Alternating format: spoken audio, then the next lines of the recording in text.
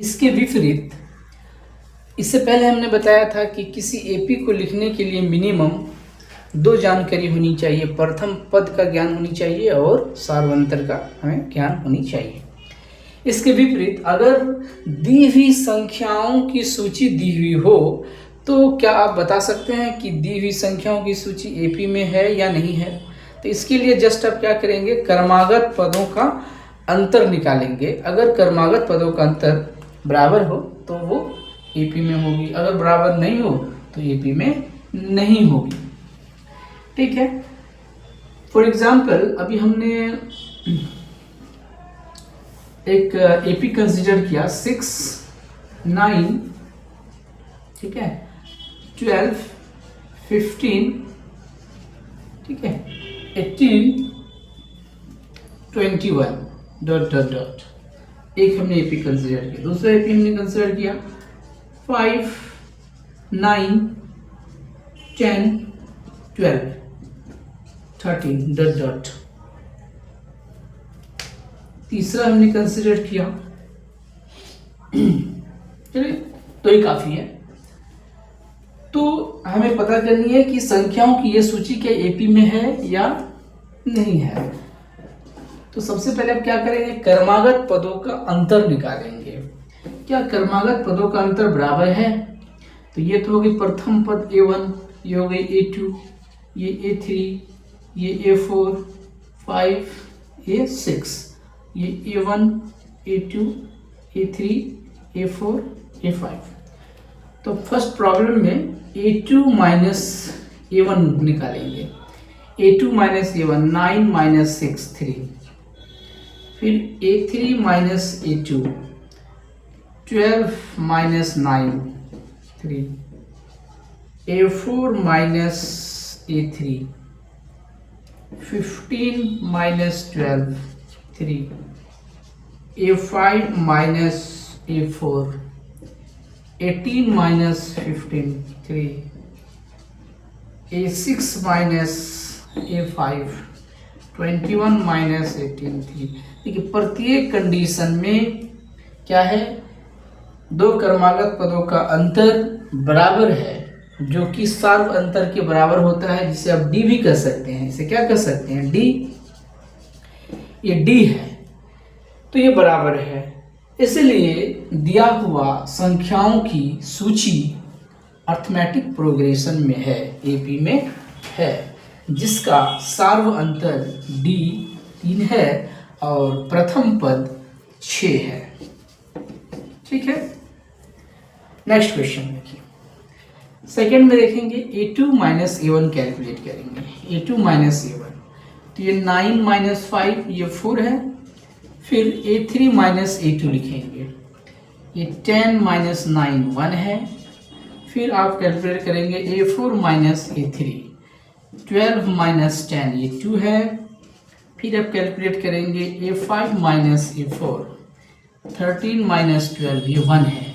देखिए common difference कभी 4 है, कभी 1 है, कभी 2 है, कभी 1 है, जबकि एपी एक ही है। एक ही एपी में जब कॉमन डिफरेंस, ठीक है, अलग अलग हो, तब वो एक ही संख्याओं की सूची में जब कॉमन डिफरेंस अलग अलग हो तो संख्याओं की वह सूची अर्थमेटिक प्रोग्रेशन में नहीं होती है। इसलिए इसका डी भी नहीं है और इसको ए भी हम नहीं लिख सकते हैं। इसलिए नहीं लिख सकते क्योंकि ये एपी में तो है ही नहीं। ठीक है, तो हम दी हुई संख्या को पता कर सकते हैं कि वो एपी में है या फिर नहीं है। एक क्वेश्चन है कि एपी 3/2 1/2 -1/2 -3/2 यह एक एपी है। ठीक है, इस एपी का प्रथम पद और डी ज्ञात करिए। ठीक है, ज्ञात करो। देखिए ये संख्याओं का सूची तो है लेकिन ये एपी है। ठीक है, जब एपी दिया हुआ हो, आपसे कहा जाए कि इसका आप डी निकालिए और ये मेंशन हो कि ये एपी है, तो आपको सभी पद को चेक करने की ज़रूरत नहीं है। कोई भी दो क्रमागत पद को ले लीजिए, उसका डिफरेंस निकालिए, वही क्या होगी, उस एपी की कॉमन डिफरेंस होगी। तो ये तो ऑब्वियस है कि इस एपी का प्रथम पद तो फर्स्ट टर्म तो 3/2 है। तो हल में क्या लिखेंगे कि इसका प्रथम पद यानी ए क्या है, ये 3/2 है, ऑब्वियस है। लेकिन कॉमन डिफरेंस डी ज्ञात करने के लिए कोई भी दो क्रमागत पद को ले लीजिए, उसका अंतर निकालिए, वही क्या हो जाएगी, उस एपी का कॉमन डिफरेंस होगी। तो ये 1/2, ये a2 माइनस a1 3/2।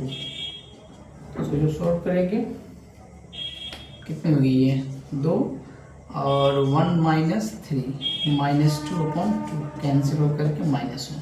ये कॉमन डिफरेंस इस एपी का -1 और प्रथम पद 3/2 ये आंसर होगी। ठीक है, चलिए अब हम एक्सरसाइज 5.1 के क्वेश्चन को सॉल्व करना शुरू करते हैं।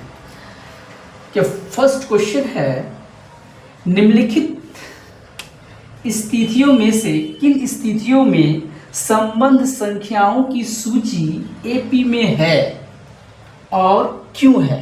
ठीक है, आपको रीजन भी बताना है और ये बताना है कि जो ये संख्याओं की सूची बनेगी, ये सूची एपी में है या फिर नहीं है।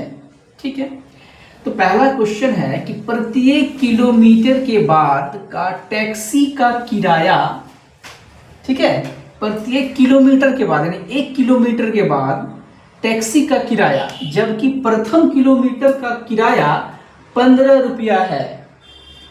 जैसे मान लिया कि यहाँ से आपको यहाँ तक जाना है, ठीक है जी, माने यहाँ से ए से बी तक आपको जाना है, तो 1 किलोमीटर के बाद यहाँ पहुँचे आप, तो प्रथम 1 किलोमीटर का किराया यानी यहाँ से बी तक आने में, यानी मान लिया यहाँ पर आप मान लिया ए डैस्ट या फिर आप इसको A1 मान लीजिए, A1 तक आने में आपको कितना रुपया लग रहा है, 15 रुपया लग रहा है। ठीक है, 15 रुपये किराया है और प्रत्येक 1 किलोमीटर के बाद किराया ऐड हो रहा है। ठीक है, और प्रत्येक अतिरिक्त किलोमीटर के लिए 8 रुपया है। अब देखिए, अब ए से जब यहाँ तक आए तो 15 रुपये लग गया। अब जैसे आप फिर 1 किलोमीटर चलेंगे यानी A2 पर आएंगे तो आपको अतिरिक्त किराया लगेगी। ठीक है, 8 रुपया एक्स्ट्रा लगेगी, यानी A2 में पहुँचने के लिए आपको कितना किराया लगेगी, अब 15 + 8। ठीक है, इसी तरह से आप A3 में जब आएंगे, A3 पॉइंट पर, तो आपको फिर एक्स्ट्रा 8 रुपया का किराया लगेगी, तो 15 + 8 + 8। फिर आप जब A3 में आएंगे, A4 में, तो आपको फिर किराया कितनी लगेगी, 15 + 8 + 8 + 8, इसी तरह से so on and so forth। ठीक है, तो इसको आपको बताना है कि एपी में है या नहीं है। तो इसके लिए आप क्या करेंगे, जो आपको जो कॉन्सेप्ट बताया गया है कि कोई संख्या एपी में कब होती है, जब वो संख्या इस फॉर्म में होती है, a + d, a + 2d, a + 3d, general form में हमने बताया था, इस फॉर्म में जब होती है तब वो एपी में होती है। तो देखिए ये भी इसी फॉर्म में है, a + d, a + 2d। ठीक है, जब भी आपको प्रूफ करना है कि एपी में है या नहीं, आप कोशिश करेंगे कि वो इस फॉर्म में उसको लिखा जा रहा है कि नहीं, इस फॉर्म में आप उसको लिख सकते हैं कि नहीं, इस पर आपको बल देना है। ठीक है, तो आप मान लेंगे कि प्रथम n किलोमीटर का किराया Tn है।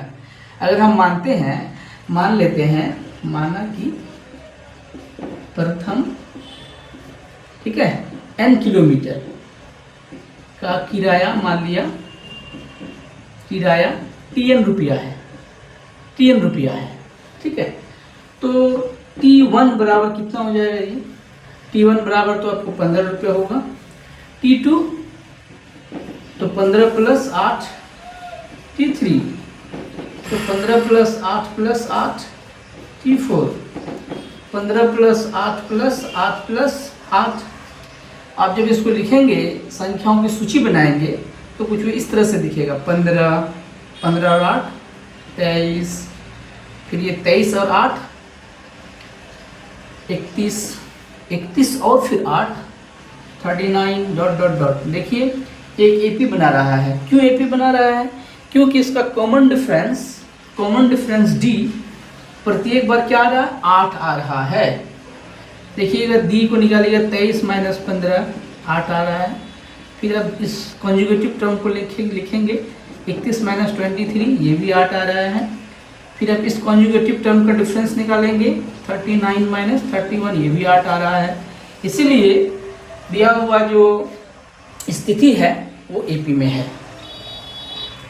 हेलो, अब देखिए सेकंड क्वेश्चन देखिए, किसी बेलन में उपस्थित, ठीक है, जैसे मान लीजिए कि सिलेंडर है,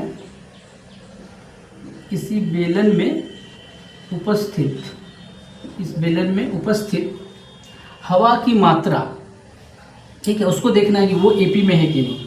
जबकि वायु निकालने वाला पंप प्रत्येक बार बेलन की शेष हवा का 1/4 भाग बाहर निकाल देता है।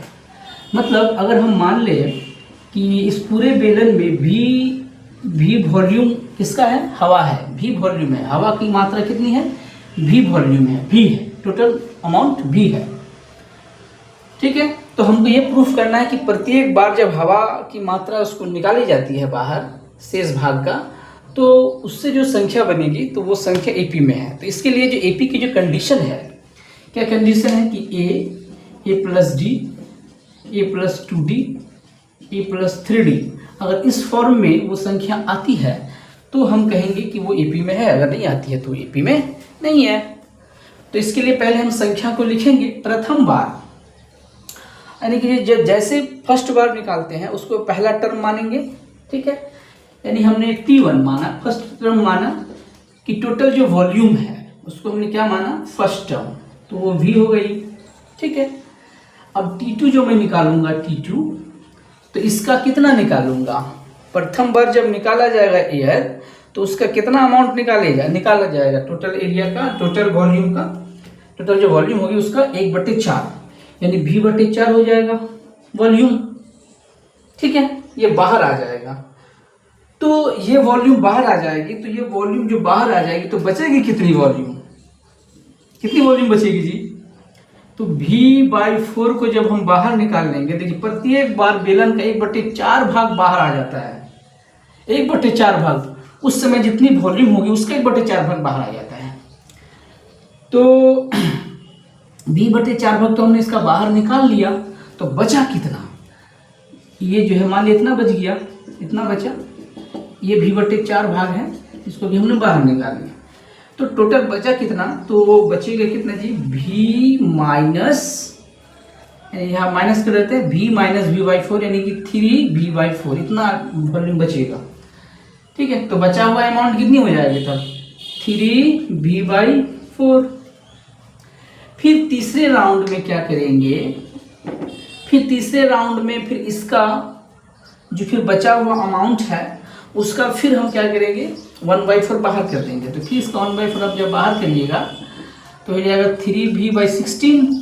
तो बचेगी कितनी? तो फिर ये बचेगी V, यानी 3V/4 में 3V/16 को माइनस कर दीजिएगा।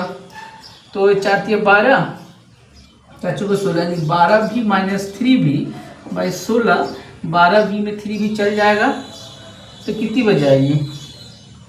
9V/16 ये बच जाएगी। तो यहाँ हो जाएगी 9V/16। अब हम इनको अगर एक ऑर्डर में सजाते हैं, यानी कि संख्याओं को एक सूची के रूप में अगर हम लिखते हैं, तो क्या ये एपी बनाता है? जरा देखते हैं, V 3V/4 9V/16, जरा देखिए ये एपी में है या नहीं। तो चूंकि ये इस फॉर्म में नहीं है, क्योंकि एक निश्चित संख्या को पहले वाली संख्या में जोड़ करके हम नहीं प्राप्त कर सकते हैं। ये अगली संख्या को प्राप्त करने के लिए हम एक निश्चित संख्या को यहाँ जोड़ने में असमर्थ हैं, ठीक है। तो इसको यूँ हम बताएंगे कि इसके प्रथम पद को दूसरे पद में जब हम माइनस करेंगे, यानी A2 माइनस A1 की जो वैल्यू होगी वो कितनी होगी? कितनी होगी? वो V/4 होगी। फिर जब मैं निकालूंगा A3 माइनस A2 तो इसमें कितनी होगी? 9V/16 माइनस 3v/4, 4 चौके 16, ये कितनी हो जाएगी? इसको जब लिखेंगे 9v/16 माइनस 3v/4, ये कितनी वैल्यू आएगी? ये वैल्यू होगी, जो भी एलसीएम लेंगे, एलसीएम 16, यहाँ पर जाएगी 9v और माइनस 12, यानी कि ये निगेटिव में आ जाएगी, माइनस 3v/16। ऑब्वियस है कि a3 minus a2 not equal to a1 minus a2 minus a1, यानी कि ये दोनों कंडीशन में जो d का वैल्यू आ रहा है वो सेम नहीं है। तो आप इसको ऐसे लिख सकते हैं, a3 minus a2 not equal to a2 minus a1। ठीक है, ये इसके बराबर नहीं है, ये भी निगेटिव है, ये इसके बराबर नहीं है, इसलिए दिया हुआ संख्याओं की सूची एपी में नहीं होगी। ठीक है, क्वेश्चन, प्रत्येक मीटर की खुदाई के बाद एक कुआं खोदने की लागत, ठीक है, प्रत्येक मीटर यानी 1 मीटर खुदाई के बाद जो कुआं को खोदने की लागत है वो कितनी है, जबकि प्रथम मीटर खुदाई की लागत 150 है। जैसे मान लीजिए कुआं है, ठीक है, ये कुआं है, आप इस कुआं को खोद रहे हैं, तो सबसे पहले 1 मीटर को खोदने में, 1 मीटर कुआं को खोदने में, ठीक है, कितनी लागत हुई? मान लीजिए ये ऊपर है, जमीन के नीचे का हिस्सा है, तो 150 रुपया है। ठीक है, उसके बाद जब आप 2 मीटर खोदेंगे कुआं तो आपको लग जाएगी कॉस्ट कितनी, 50 रुपये एक्स्ट्रा कॉस्ट लगेगी। जब आप 1 मीटर को तो खोदे इतना, जब 2 मीटर आप खोदेंगे तो आपको कॉस्ट कितनी लग जाएगी, 150 और 50 रुपये एक्स्ट्रा। ठीक है, फिर जब 3 मीटर जब खोदेंगे फिर 50 मीटर एक्स्ट्रा। इस तरह से कुआं को खोदा जा रहा है, इस रेट से कुआं को खोदा जा रहा है।